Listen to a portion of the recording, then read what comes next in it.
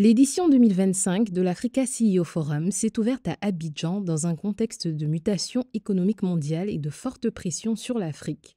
Plus de 2000 participants, chefs d'État, dirigeants, investisseurs et décideurs sont réunis pour accélérer la transformation économique du continent. La séance inaugurale a été marquée par un panel présidentiel axé sur un nouveau pacte public-privé visant à impulser l'industrialisation, renforcer la souveraineté économique et structurer les chaînes de valeur locales. Y ont pris part les présidents d'Afrique du Sud, du Sénégal, du Ghana, du Rwanda, de Mauritanie et de Côte d'Ivoire. Le monde subit effectivement de profonds bouleversements et des mutations majeures sur le plan géopolitique, économique et financier, environnemental et surtout du commerce international avec la politique des tarifs.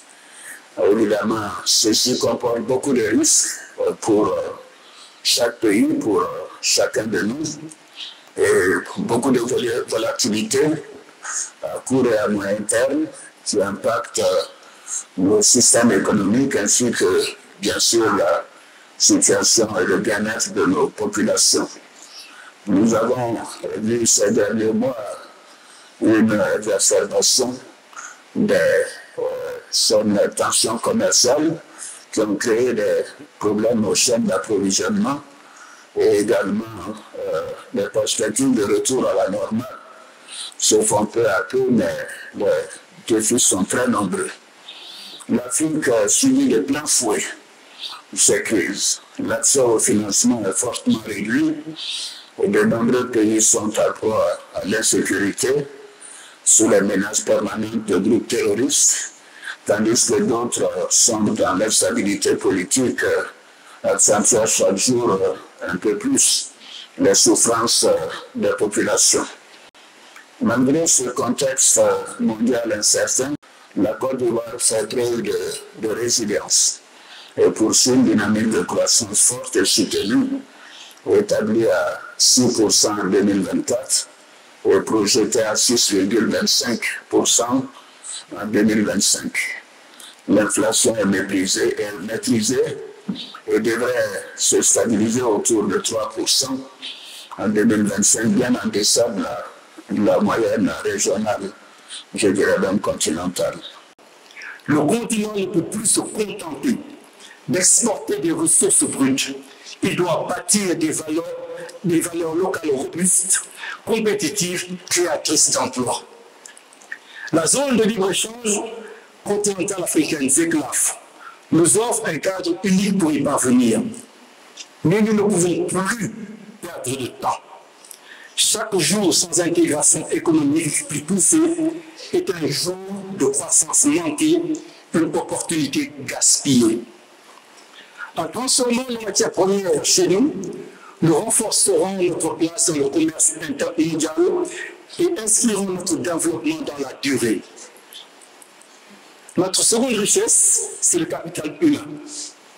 Notre jeunesse, talentueuse, créative, entrepreneuriale, représente notre plus grand atout. Mais restons souvent sous-employés, sous-estimés, sous-utilisés.